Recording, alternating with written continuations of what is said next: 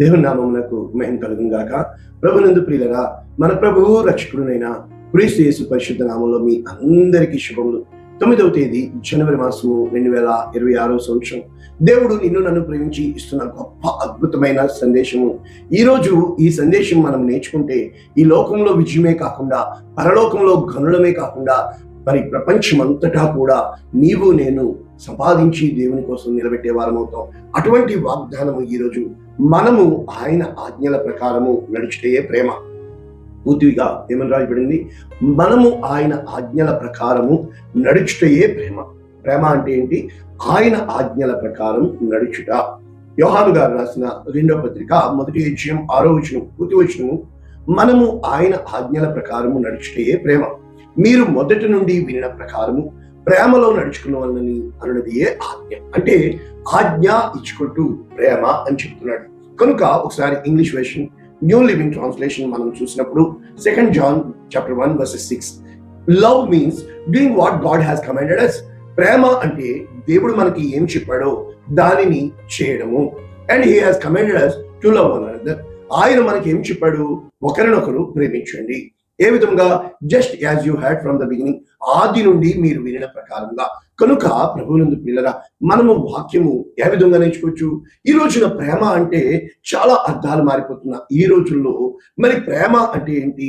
ఆ మాట వినుట, లేకపోతే మాట గైకొనుట, లేకపోతే మాటకు లోబడుట, లేకపోతే మాటను నెరవేర్చుట. కాబట్టి ఇప్పుడు మనం ఇలా ఆలోచిస్తే ప్రేమ అన్న వెంటనే ఏంటి? మనకి కొరింథీయులకు రాసిన 1వ పత్రిక 13వ అధ్యాయం అంతా తెలుసు. ప్రేమ అమర్యాదగా నడుచుకోదు, ప్రేమ స్వప్రయోజనమును కోరుకునదు, ప్రేమ డంబంగా ప్రవర్తింపదు, ప్రేమ ఎప్పుడు ఎదుటివాడి క్షేమాన్ని కోరుతుంది, ప్రేమ ఎప్పుడు ఇవ్వడం నేర్చుకుంటుంది. కరెక్టే. నేను భాషలతో మాట్లాడినా, దైవ మర్మములు ఎరిగినా, ప్రేమ లేని వాడినైతే వ్యర్థమే. కరెక్టే. కనుక ఇప్పుడు అలా నేర్చుకుంటే ఎలా కుదురుతుంది? అసలు ప్రేమ అనేది పక్కన పెడితే అన్కండిషనల్ లవ్ కదా, ఆజ్ఞలు లేనిదే ప్రేమ కదా. శాసించేది ప్రేమ ఎలాగవుతుంది? ఆశించేది ప్రేమ ఎలాగవుతుంది? ప్రేమ అంటే ఒక్క మాటలో చెప్పాలి అంటే కొన్ని స్టేట్మెంట్స్ మనం చెప్తాం కదా, కోట్స్. నన్ను ప్రేమించే వారితో నేను ఉండను, నేను ప్రేమించేవారు నాతో ఉండరు. కనుక చాలాసార్లు మనం ప్రేమ ఎక్కడ వెతుక్కుంటాము అదే మనకి తెలియదు. కనుక ప్రేమ అనేది దొరికేది కాదు, ప్రేమ అనేది కొంటే వచ్చేది కాదు. ప్రేమ అంటే నీవు ఏదైనా చేయడం వల్ల నీకు జరిగేది కాదు. మరి ప్రేమని ఏ విధంగా నీవు నేను సంపాదించుకోవాలి?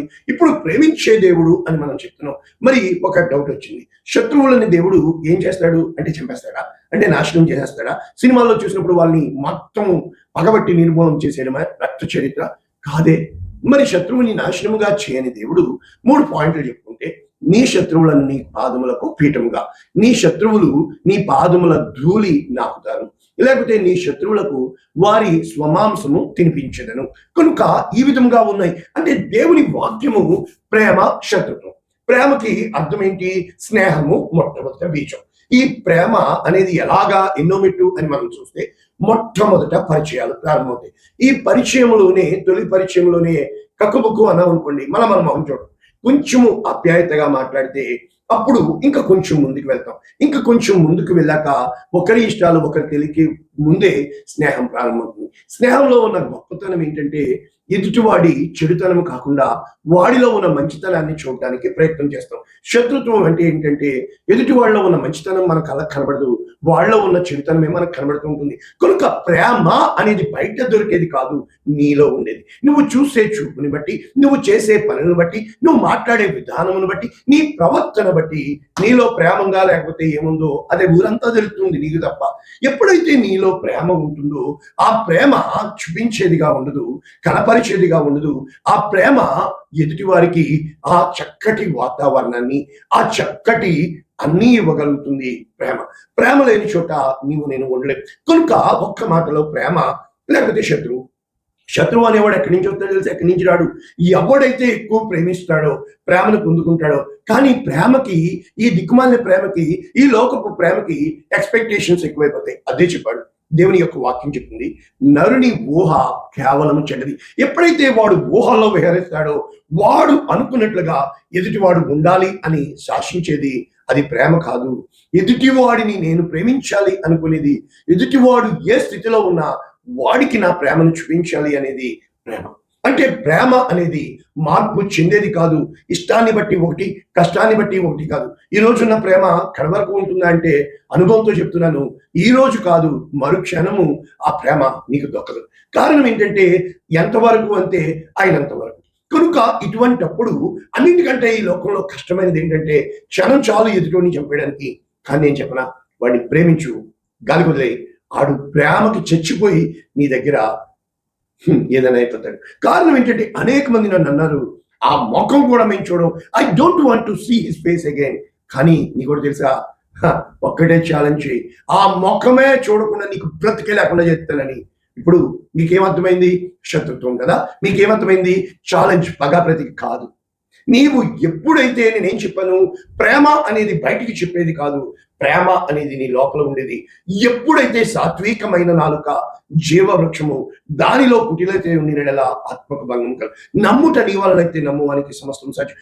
ఎప్పుడైతే నీవు ఎదుటివాడు నిన్ను ఎంత లేసి మాటలు అంటుంది, నీలో ఉన్న ప్రేమ ఆ మాటల్ని ఏమి చేయగలదు అంటే ఒకే ఒక్క మాట చెప్పిన, హయ్యర్ టెంపరేచర్. ఎగ్జాంపుల్కి సూర్యుడు ఉన్నాడు, నిత్యము మండుచున్న అగ్నిగుండం.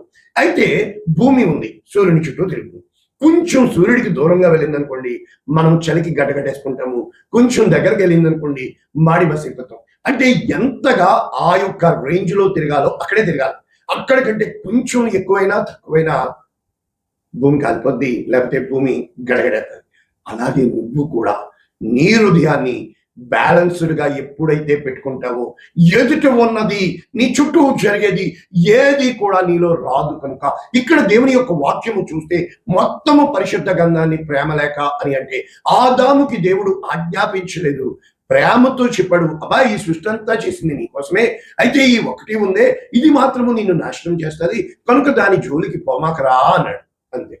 అయితే దాని జోలికి వెళ్ళడం వల్ల ఆదాము నిబంధన మీరి ఆజ్ఞను అతిక్రమించడమే పాపము. కనుక పాపము వలన వచ్చు జీతం మరణము. కనుక శాపాన్ని ఈ లోకానికి తీసుకుని వచ్చి ఆశీర్వాదానికి కారణంగా ఉండవలసిన ఆదాము ద్వారా ఈ లోకము నాశనమైనప్పుడు కడపటి ఆదాము ద్వారా దేవుడు తిరిగి ఈ లోకాన్ని సంపాదించడానికి మోషే ద్వారా ధర్మశాస్త్రం 10 ఆజ్ఞలు అంటారు, 613 ఆజ్ఞలు ఉన్నాయి.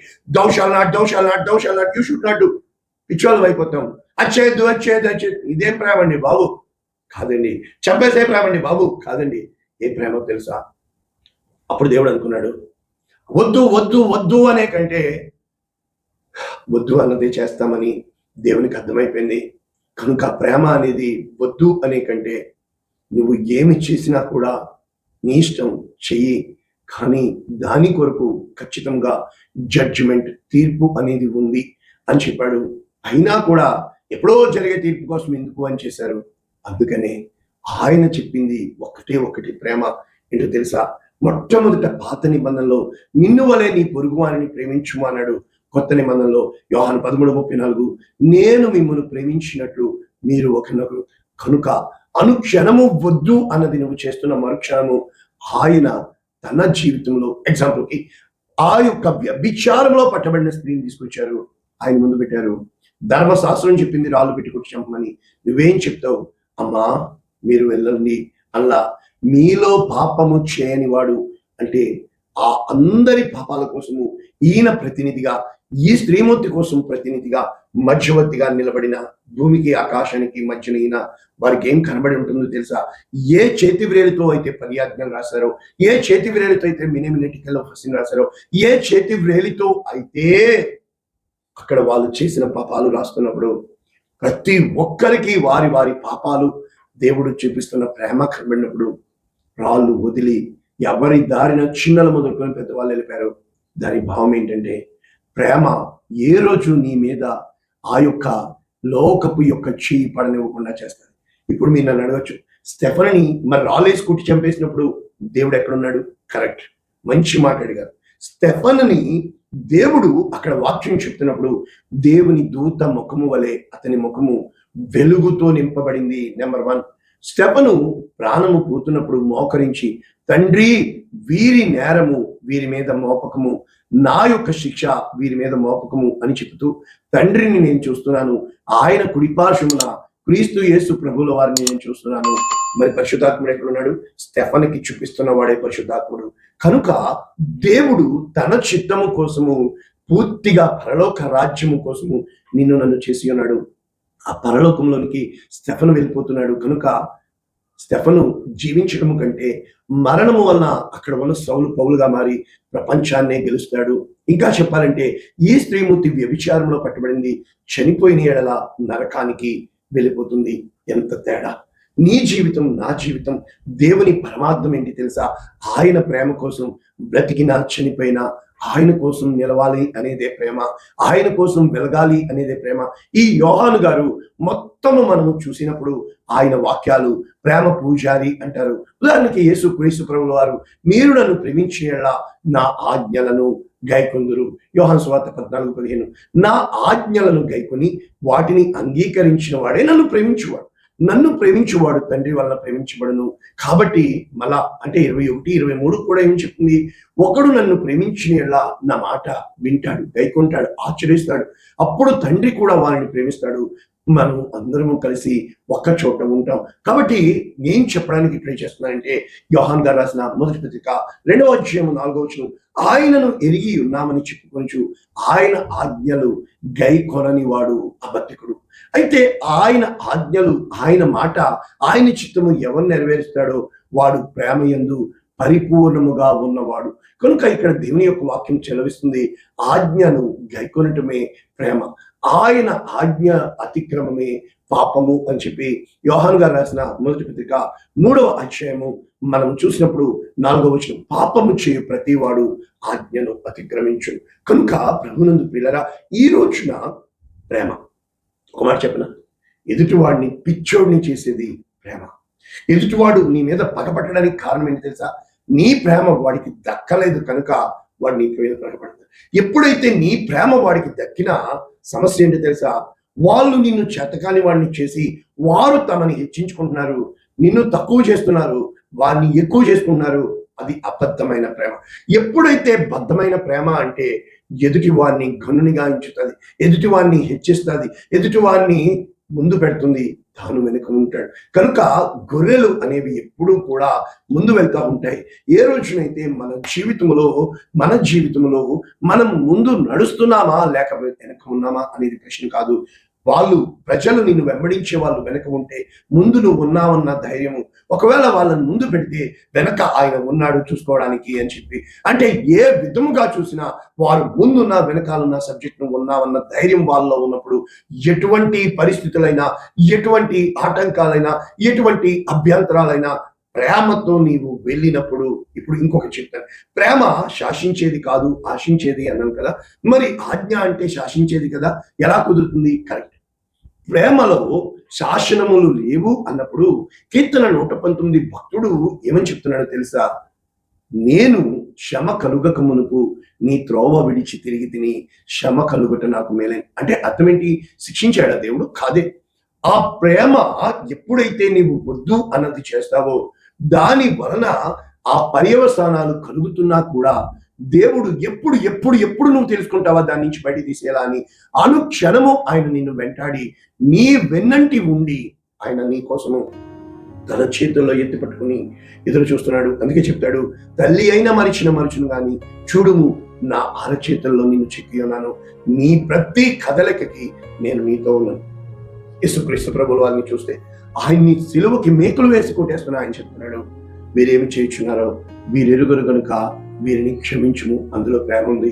అంటే ప్రేమ అంటే అర్థం ఏంటంటే తన మీదకి కత్తులు గుదియలతో వచ్చినప్పటికీ కూడా అక్కడ సీమోను పేతురు మల్కు అనే వాని చెవి తెగనరికితే వెంటనే కత్తి లోపల పెట్టు, కత్తి చేత నేను చేయడానికి రాలేదు, ప్రేమతోటి అని ఆ చెవిని తిరిగి ఆయన బాగు చేసినప్పుడు, డూ యూ థింక్ దట్? మీరు అనుకుంటారా ఆ మల్కు తిరిగి కత్తి దూశాడని? దూయనివ్వకుండా చేయగలిగేదే ప్రేమ. కీడు చేసినా మేలు చేసేది ప్రేమ. నీ ముందే నీకు తల ఎత్తి తిరిగినా కూడా నీ తల దించుకుని మౌనముగా దేవుని వైపు చూసేదే ప్రేమ. అప్పుడు దేవుడు ఏది ఎలా చేయాలో ఆయనకి బాగా తెలుసు కనుక ఎప్పుడైతే ప్రేమతో నీవు మొత్తం జయించగలవు, పగతో ఎదుటివాన్ని చంపేయగలవు. కనుక ప్రేమ ఇచ్చుకుంటూ అనేక మందికి ప్రాణం పోస్తుంది. బగాయించుకుంటూ అనేక మంది ప్రాణం తీస్తుంది. 1000 మందిని చంపితే హీరో అంటారు, వీరుడు అంటారు, ఒక్కడికి ప్రాణం పోస్తే దేవుడు అంటారు. కనుక ప్రేమ ఎప్పుడూ కూడా ప్రాణము పోస్తుందే తప్ప ప్రాణము తీయదు, ఎదుటివాని క్షేమము కోరుతుంది. అటువంటి కృప దేవుడు మనకు అనుగ్రహించుగాక. పరిశుద్ధుడా, ప్రేమ కలిగిన తండ్రి, మితమైన ఈ వాక్యము అనేక మందికి ఆశీర్వాదంగా, అనేక మందికి దీవెనకరంగా యేసు శ్రేష్టమైన నామములో దీవించి ఆశీర్వదిస్తున్నాను తండ్రి. ఆమేన్. God bless you all. దేవుడు మిమ్మల్ని దీవించుగాక.